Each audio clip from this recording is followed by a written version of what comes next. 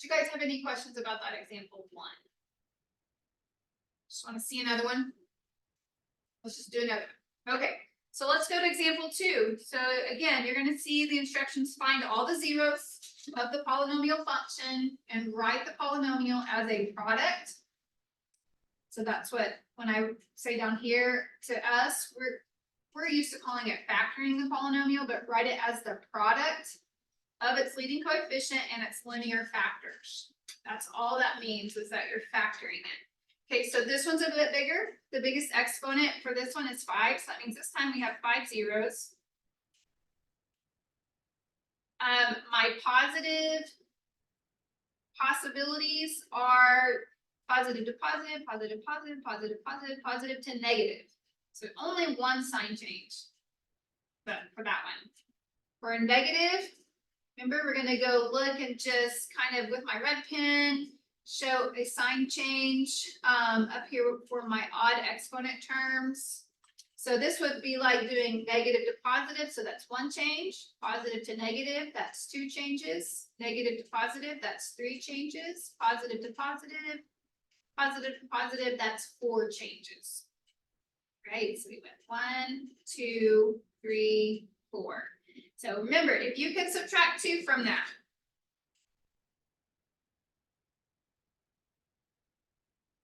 we do. But if you could keep subtracting 2, which you can again, even though it's 0, we do need to stay or 0. And that's because of all those imaginary number things that can happen.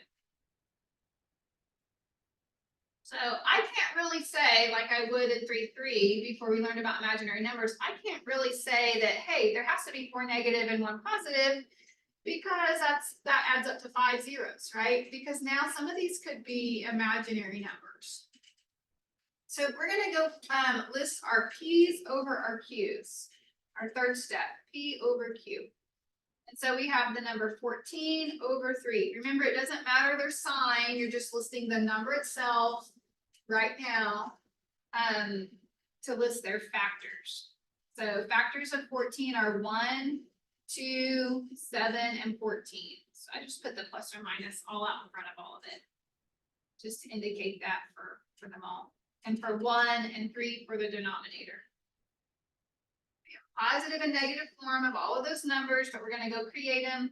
So if we did the over ones, you have a positive negative 1, 2, 7, and 14. Now we need to put them over 3. So all those things are just fractions.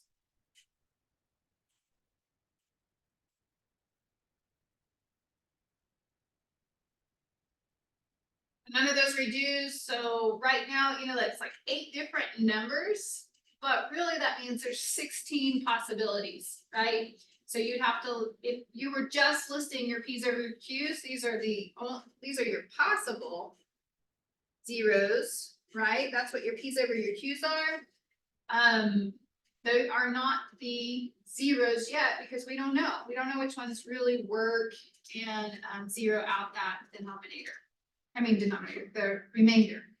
So there's not a lot of space here, so I'm going to try really hard to make it small and squeeze it in, but we could maybe do it. So we have 3, 4, that's actually a positive 20. Remember, ignore the reds now. 26, negative 7, and negative 14. So I would probably hover towards, just in this case, it's kind of like, well, there are more possible negatives. And so I would just hover towards starting with -1 almost always anyways, even without knowing the Viscardi rule of signs. Just as a habit, that's what I do. But -1 could definitely be a factor because there's a lot of possible negatives. So let's go see. So -1 times 3 is -3. And then 4 minus 3 is 1. -1 times 1 is -1. 20 minus 1 is 19. -1 times 19 is -19. And so we have 26 minus 19 is 7. And then -1 times 7 is -7. Negative and negative make a -14. Negative times negative is a +14, so it does zero out. So that is an actual 0. It does work. So remember, we can have repeating zeros. Don't always get too quick to try the opposite sign of -1. Sometimes I am, but let's go ahead and try -1 again. Again, this is just trial and error. You never know. You just have to try it. And it is time consuming. So -1 times 3 is -3. 1 minus 3 is -3, or -2, not 3. 1 minus 3 is -2. -1 times -2 is a +2. 19 and 2 make 21. -1 times 21 is -21. When we subtract that, we get -14. And then we could get a +14, which does zero out. So technically, you could stop there and do factor by grouping if you wanted. I honestly probably would, because I look at this group and I'm like, oh, I have a 3 and a 2. If I pull the 7 out, 7 goes into 21 3 times and into 14 2 times. To me, that would be easier if you are good at factoring by grouping than going and trying other numbers. Because in this case, you would have to try a fraction. You would go through all of these probably, and once you do 7, and you're going to notice that you get a big remainder, there's no reason to try 14. That's just some number sense, okay? It's just going to get bigger and bigger the bigger the number you use. So then you would maybe try 1/3, and 1/3 is not going to work. So we're going to try 2/3. I'm going to do it this way, but also I'm going to rewrite this as a factor by grouping, just to go over that one more time in case you did choose to stop here.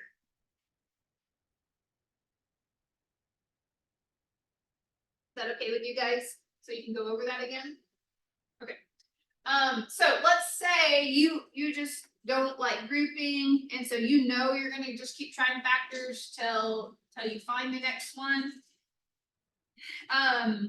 Because remember, you can always do this every time down to just 3 digits, but it's possible to stop at 4 and do by grouping.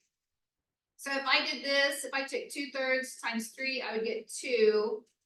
And so that would zero out, which would make this a 0. So 21 plus 0 is 21. 2/3 times 3 is 14, and that does zero out. So you would get, this would be your x term, so you'd have 3x squared plus 21 left over. And you could set that equal to 0, and then we'll go solve. Or you could have done this step, could have looked like this. You would have factored by grouping. You have this group and this group. Okay, so you would have pulled out an x squared, and you would have had a 3x minus 2. Here, I would pull out a +7. So I would have a 3x minus 2. And so in my opinion, if you can recognize factor by grouping, this helps you so much with this unit.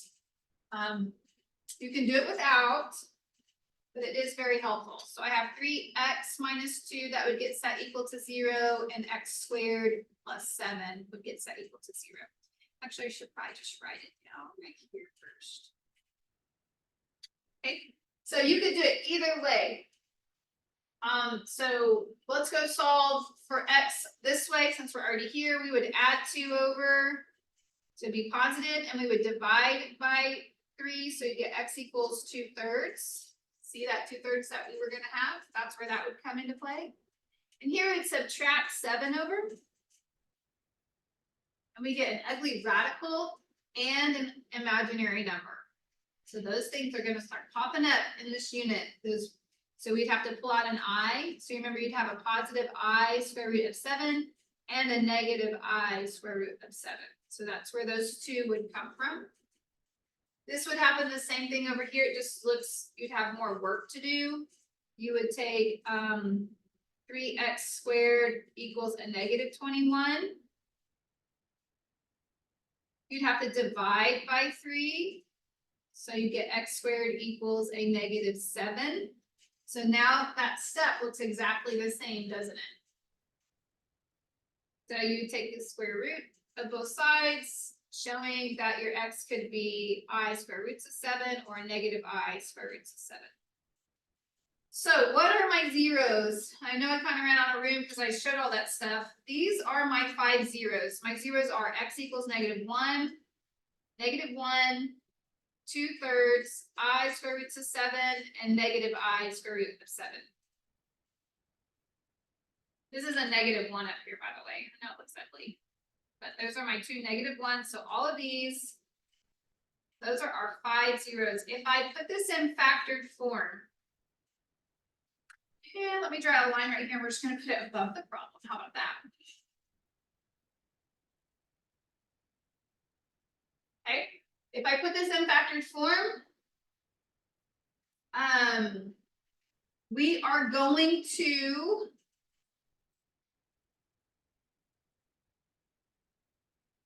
I'm going to list them, and then I have to teach you or show you the reason why they say as a product of the leading coefficient. So I'm going to actually put this one first for that reason. So let's put x, and it's positive 2/3. So let's put minus 2/3. And then we'd have x plus 1. Since there's 2 of them, we could just do squared. You don't have to write it twice. This would be an x minus I square roots of 7 and an x plus I square roots of 7. I would be totally fine with you answering it like this on paper, but WebAssign is not going to like it. And that's going to be because of this problem right here. This right here, the x minus 2/3. And I don't love it, but instead of pulling it out in front of 3, what they like for you to do is this would be the leading coefficient, 3 is, but also it's the denominator here. It'll always be like the denominator of your fraction because of how that works with your factoring and your leading coefficient stuff. So you're going to pull it out in front of just this parentheses only and write it as x minus 2. Okay, and then we would write all the others exactly the same. So we have x plus 1 squared, x minus I square roots of 7, and x plus I square roots of 7. I really don't understand why WebAssign wants it this way. I don't understand why we wouldn't just maybe even in the parentheses put 3x minus 2 as like it's factor, but it is what it is. They say of its leading coefficient. I mean, it does all work out that it would be the same thing, but this is how you would have to write one that if you had a fraction, you'd have to pull it apart like that. I don't really think I have one assigned to you like that anymore in WebAssign, but I may, so I still go over it. Seems like at one point I tried to pull it out because it was just frustrating to me. But know that for me, this is fine because we've done everything they've said. Okay, that's the main concept I want you to understand. But if you have a leading coefficient like this, a lot of times you will get a fraction as one of your factors. And so you would need to, that's how it's wanting it interpreted in WebAssign. The yellow that I highlighted. Okay. So I'm going to stop there because the next page actually is kind of time consuming, but I do want to remind you a couple things about imaginary numbers before we do stop for today. So we're going to have to be going through synthetic division, and I'm going to set it up and then just stop. 3, 2, 1, and none, but we're actually using imaginary numbers. So make sure you leave a little extra space between each problem because we're going to be working with complex numbers. This is a negative I out in front. So if you want to, one thing I do is I make lines here because it kind of helps me make columns to keep it organized. But I want to remind you about some complex number things before we stop today. So you guys get the extra review, which will be good, but I'm not going to do this with everybody. So with imaginary numbers, complex numbers, so complex numbers review. This is so that you can go through this a little bit smoother whenever you get started. So if I were to say 4 plus 3i, so this is the real part and the imaginary part of that complex number. And if I had that in parentheses and said, let's add that to minus 4i. So you're really just combining like terms, just like if they were, the i's were just a regular old variable, okay? So we're kind of ignoring parentheses. We're taking 4 plus 2, and then we're going to take plus 3i minus 4i. So I just rearranged it and ignored the parentheses. Nothing changed because it was only a plus sign in between. So 4 plus 2 is 6. 3 minus 4 is a negative I. So it's just good to remember that you cannot add real numbers. These are real numbers. Real only has one element. And these are imaginary numbers. So they are two different types of numbers. They cannot be combined. So we're going to be doing that a little bit whenever we're doing our synthetic division with these numbers. The other thing that we do is some multiplication. If I take, let's say, 8 times I, I'm just going to get the term 8i. If I were to take 2 times 1 plus I would have to distribute, right? So 2 times 1 is 2, and 2 times I is a positive 2i. So it creates a complex number. But if I were to take I times I, that gives me I squared. And there is a stated rule that anytime you see I squared, you're going to replace it with -1. So for instance, and this is really important because we're going to be doing this a lot when we start the synthetic division. So if I were to say, I'm going to take I times 1 plus I. So I would be saying I times 1 is 1i. You put a 1 in front of it if you wish. And then I times I is a positive I squared. Okay, so anytime we see I squared, we're going to replace it with 1. So we'd have I for a -1. So we'd have an I. And if you want, we can write plus a -1 in a parentheses because you're just replacing it. But really, that would be like saying I minus 1, right? Okay, the other thing is that seems like it's just, man, all these rules is anytime we work with imaginary numbers, you're always going to have your real part before your imaginary part. So it's not a real big thing, but we would want to say this is really like -1 plus I. And that's important just because when you line things up in our synthetic division, you're going to have your real number part first and then your imaginary part second. So this is in proper form. So I don't know how much you guys remembered about complex numbers. We don't generally have time. And it's just, they assume you know that before you take this course. But that was kind of a crash course review of all the things you're going to have to remember when we do this. I'm going to do actually one more kind of problem like that. And it's going to be with binomials. Like if you had 2 plus I times 2 minus I. And it wouldn't have to just be same terms, opposite signs, but just as a reminder, you still would go through your FOIL steps. So So 2 times 2 is 4. 2 times negative I is a negative 2I. I times 2 is a positive 2I, and I times negative I is a negative I squared. So there's a lot happening here, and a lot of things that we need to remember about imaginary numbers. Well, first off, we could combine this, and that would zero that out, right? Negative 2 plus 2 means that there's no more just I term. And then if I had minus I squared, so I'm going to rewrite 4 and my minus sign. Remember, my I squared gets replaced with a negative 1.